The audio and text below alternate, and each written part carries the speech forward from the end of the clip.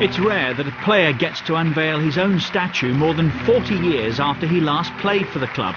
But Alfredo Di Stefano is exactly that, a rare player, the absolute godfather of Real Madrid, and for many, the greatest player of all time.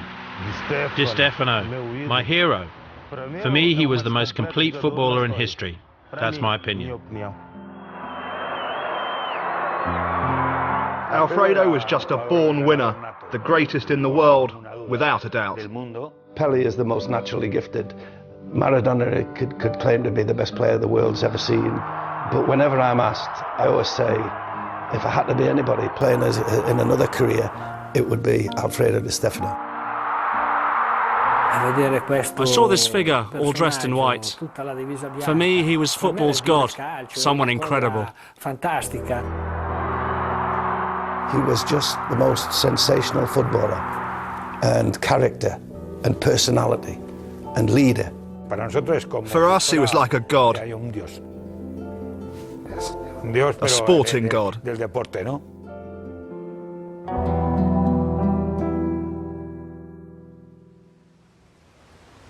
It's a monument to a man who won 5 consecutive European Cups and 8 Spanish League titles with Real Madrid. Di Stefano scored 216 goals in 282 appearances. He could defend, he could attack, he could run, he could head the ball, and used both right and left feet. He played all over the pitch. He was the most complete player ever, something I've never seen anywhere else. And I have seen a lot of players.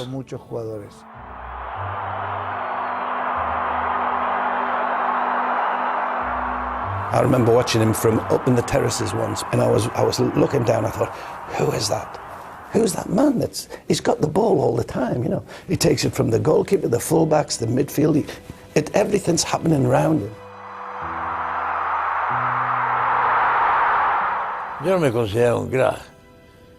Well, I never considered myself a star. I always thought of myself as a football player, a professional. I knew that the ball just wasn't there waiting for me. If I didn't have it, I'd go and look for it. I just worked hard, I had a certain will to win and team spirit. That's what my game was all about. Di Stefano's story started a world away in Buenos Aires, Argentina. Alfredo was the eldest of 3 children who grew up in the Barajas district, the industrial heart of the city, the port which connected South America to Europe, and where football had made its first inroads into South America. I started playing in the street. I loved football, and there was very little traffic where I lived. No cars or trucks, just horse-drawn carriages. So we played in the streets, and little by little, people started to notice my talent. And at the age of 15, I found myself playing for River Plate.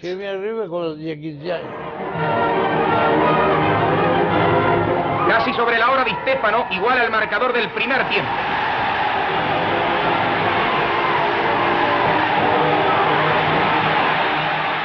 River Plate era la máquina. Entonces, back in those days, they used to call River Plate the machine. And that's because when the train used to pass behind the stadium, the guard would sound his horn. River were champions of Argentina for many years, producing some excellent players. It was a remarkable football factory that produced some great talents.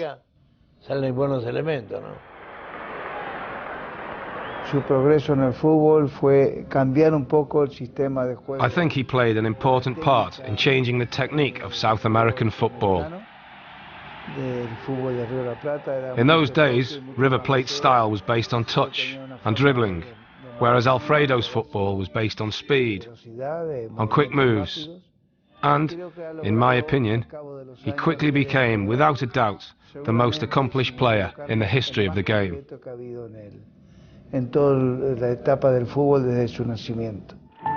After a year on loan at Buenos Aires neighbours Huracan, Di Stefano stepped back into La Máquina forward line at River Plate. It was a devastating combination that could have dominated Argentina for years to come, but everything was about to change for the talented youngster. There was a big problem in Argentina. There were lots of clubs in the capital city, and obviously there wasn't enough money for everybody. Some clubs paid the players, some others didn't. So there was a demonstration organised by the first team players from the capital, and there was a general strike that lasted for 8 months. So in 1949, Di Stefano, along with many other players from around the world, went to play in Colombia. He played for the side they called the Blue Ballet, Millonarios of Bogotá. Yo me fui de River, me fui a Millonarios de Colombia. Porque Colombia estaba separada. I went from River Plate to Millonarios of Colombia because Colombia wasn't under the jurisdiction of FIFA. And it turned out to be a very good league, because some teams had Brazilian players, others had Paraguayan players, and others had Argentinians. It was almost like a World Cup. And the fans responded well. And we were happy because we developed a great footballing era in Colombia. Di Stefano was the star player in a legendary Millonarios side. They won 4 league titles, with him scoring 267 goals in 292 games. But that promised to be the last chapter in his career as he headed back to Argentina. In 1953, I went back to Buenos Aires. I was thinking about doing something else because I'd had enough of football. It was then that some Catalan football directors came to Argentina.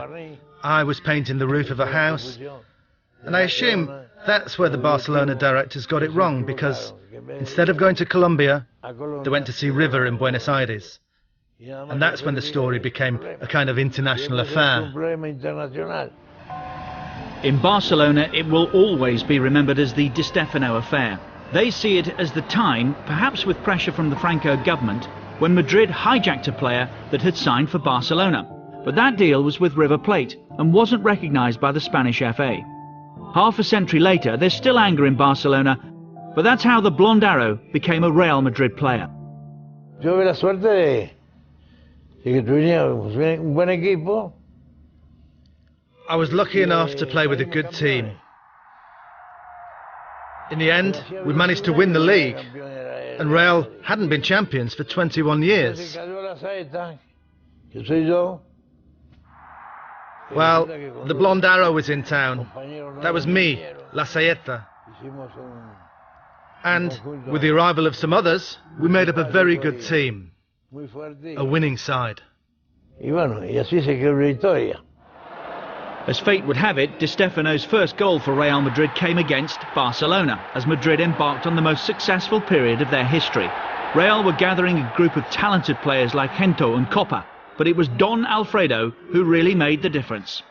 Alfredo was a born champion. He was born to win, and he lived only for football. He was obsessed with one thing: winning, winning, winning, and nothing else. At that time, a new tournament was emerging that was to be called the European Cup. Real Madrid made it to the first final, where they beat Stade de Reims 4-3. Di Stefano got Madrid's first. And it was in the European Cup that Real Madrid really made their name. This is a fantastic competition, and we're really happy to have been the pioneers of such a great event. In the next year's final, the Italians, Fiorentina, provided the opposition. This time Madrid were at home in the Santiago Bernabeu stadium. In a 2-0 win, Di Stefano played a crucial part.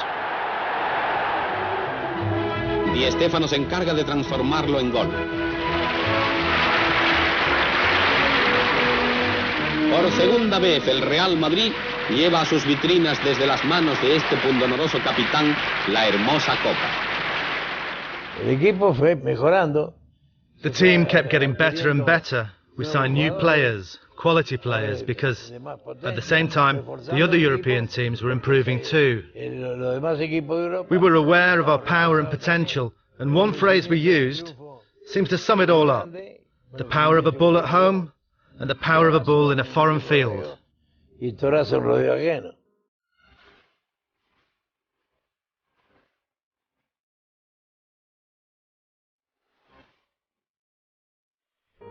1958 and another European Cup final, this time in Brussels against AC Milan, who managed to get the first goal.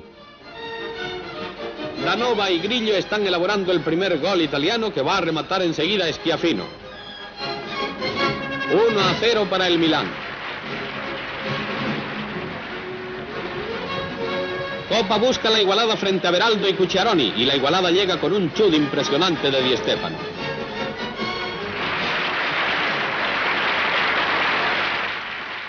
Partido de ida y vuelta. That match just ebbed and flowed. It was a very difficult match, and anyone could have won, because Milan had brought in some excellent players, and in the end we won in extra time, 3-2, through a goal by Gento. El gol de Gento 3-2. Ya se ha jugado la primera parte de la prórroga sin resolución y estamos en el minuto 3 de la segunda, en el que el Madrid va a conquistar su victoria. Mientras Di Stefano es sujetado, Gento lanza un disparo que vale un campeonato. El equipo español ha conseguido el tercer título consecutivo frente a un rival noble y poderoso. Venía, se llenaba el estadio y daba la vuelta. The people were there waiting for us in the streets when we arrived at the airport in Madrid. So we drove past the fans in an open-top car, and everyone was cheering. La gente nos aplaudía. At the club, there was a constant drive to achieve more, to do even better. There was the desire to keep on winning trophies, to keep striving to make the club more and more prestigious. And then people started to believe that this club should really become a dominant force around the world. And that's what happened.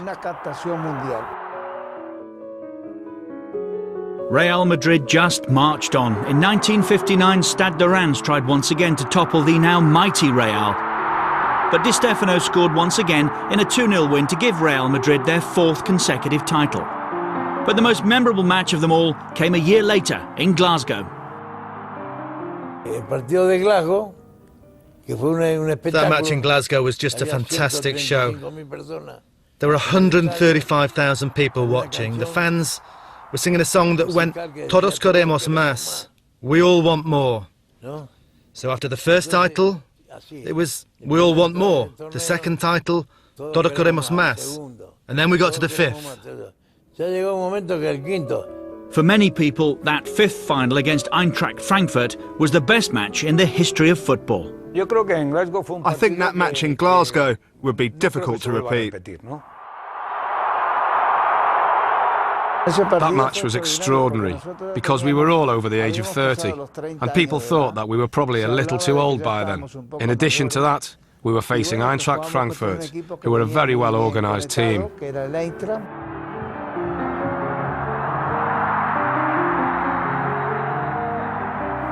Eintracht started well and scored the first goal of the match. But on the pitch, we said to each other that we just couldn't let them win.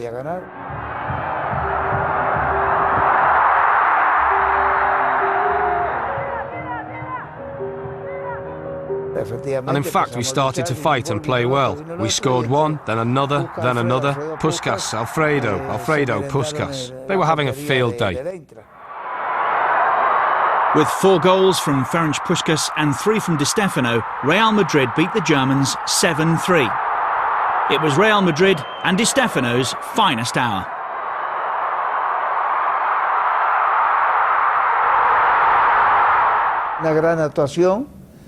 It was a fantastic performance, and the fans were ecstatic. They celebrated our victory in the stadium, in the streets, and later on at the hotel where we were staying.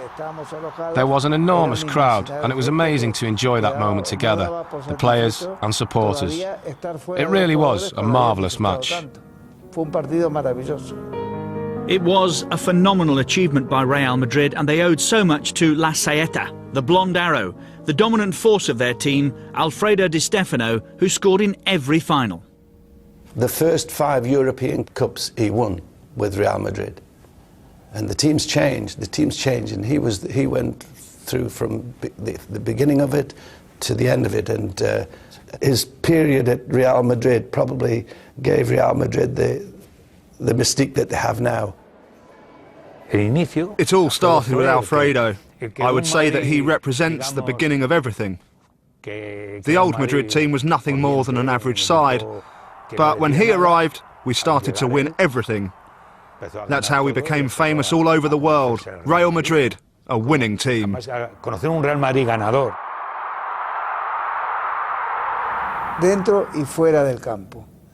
He had an effect both on and off the pitch.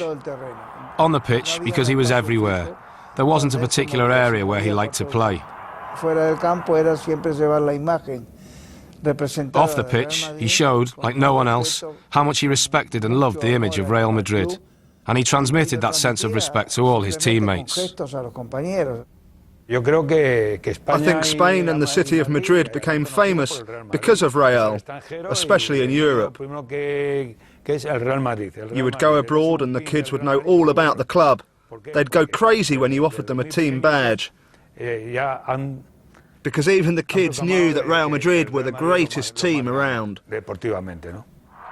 By now it was the classic Real Madrid forward line of Puskás, Gento and Real, with Santa Maria and Pachin further behind them. But as Real Madrid became the greatest team on earth, one man stood out as their symbol, Alfredo Di Stefano. Back when I was a boy, I'd watch all the finals that Real Madrid won, and he was the heartbeat of that side. He'd be in defence, attack, midfield. He was everywhere. We were fascinated by him, especially in a time when you didn't see much international football. So the day after a big final, we'd all be playing football in the playground at school, pretending to be Real Madrid players. Back in Africa, we'd always dreamed about playing Real Madrid. We'd heard of them, winners of the European Cup. And of course, Di Stefano, my hero. When the time came for Real to actually lose a game in Europe, fate couldn't have been crueler. Their first defeat came against Barcelona in 1961. But Di Stefano was back in the final in 1962, playing against Eusebio's Benfica.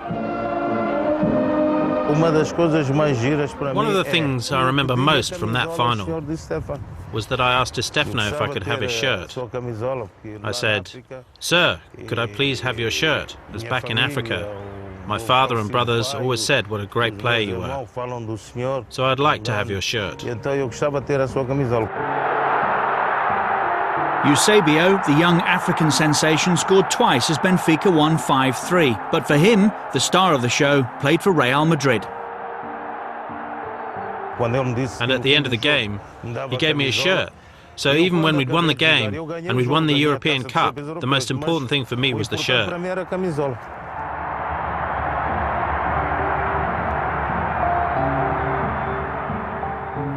Real Madrid had already won 5 European Cups, and I think that Europe didn't want Real to win again. They wanted a new king. 2 years later, Sandro Mazzola was in the Inter Milan side that took on Madrid in the final. So when I found myself up against Real Madrid in that final, I remember being in the tunnel before the game, and it was badly lit. But I saw that figure dressed all in white, and I thought he was 2 meters tall. I saw him like a god of football, something incredible. So much so that before the game I stopped and stared at him, until my teammate Luis Suarez, who played in several finals, said to me, "Oi, kid, we're going to play a football match. Are you just going to stare at Alfredo?" So that woke me up. Mazzola was soon on his game though, scoring twice as Inter beat Madrid 3-1 in Vienna. I remember when I scored in the 42nd minute. In my head, the game was over. I'd scored against Real Madrid. It was a dream come true. Something that I could only have imagined just 2 or 3 years before. After more than 10 years at Real Madrid and at the age of 38, Di Stefano spent a further 2 years with Espanyol de Barcelona.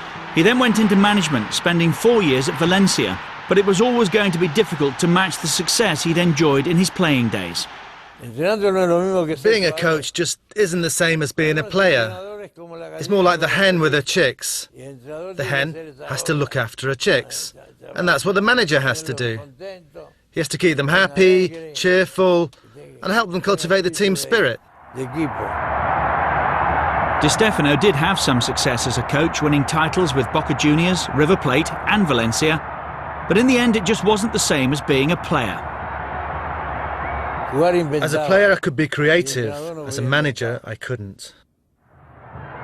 The abiding memory of Alfredo Di Stefano will always be as a phenomenal player.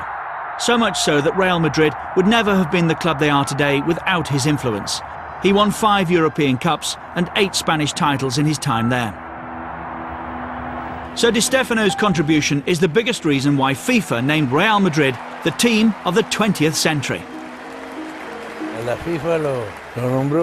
FIFA nominated us the team of the century. Apart from winning La Liga and the Spanish Cup, Real Madrid won 5 consecutive European Cups. And until today, we've won a total of 9. From the days when it was just a small side, the team went on to become a great club. And that's why FIFA said it's the team of the century. It's no exaggeration to say that it was Di Stefano's era that set the standards for the Madridistas. That's the way it has to be. To continue the great legacy of this club, you need success. And without these triumphs, it's like a light that goes out. Known around the club as Don Alfredo, he's the man that played for Argentina, Colombia and Spain. Nowadays, Real Madrid are one of the world's biggest clubs. But whenever there's a big footballing event in the Spanish capital, guess who's there at the centre? I'm the president of the Veterans Association for the older players. And in addition to that, I was nominated honorary president of the club. I was a little embarrassed about that because I thought I didn't deserve it, but you should never refuse an award. And therefore, I'm now pleased that they gave it to me.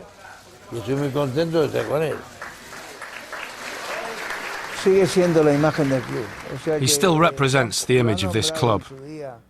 He was nominated honorary president, and of course, there were no doubts about that decision. The truth is, he is still the symbol of Real Madrid. In fact, wherever Alfredo goes, there are lots of people who show a big interest in him. Young fans, journalists, everyone. He still has great appeal, despite his age, and despite the fact that he stopped playing a long time ago.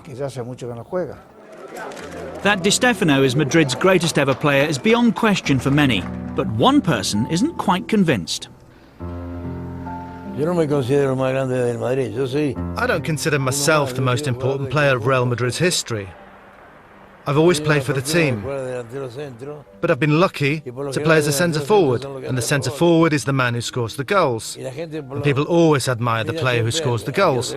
But this player has achieved that thanks to the efforts of the defence. That's how things happen. You have to be a good person to succeed.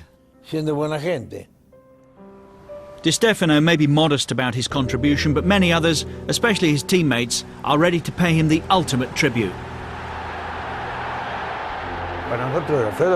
We absolutely adore Alfredo. For us, he's like a god. We spend as much time as possible with him as we admire him from all points of view. We're not talking just about the player now, but also about the man. He's been special to us. We've spent a lot of years together. In fact, we almost spent more time with one another than with our wives and our families. To us, he's been the greatest thing that could have happened.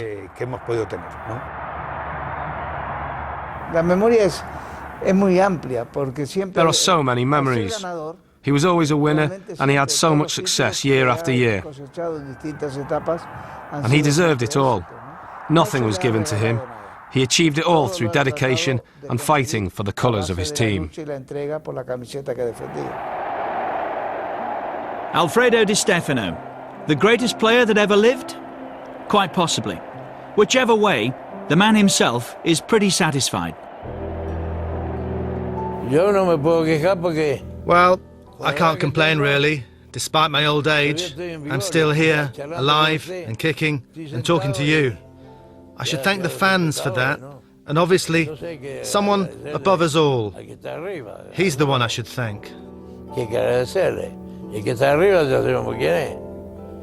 No?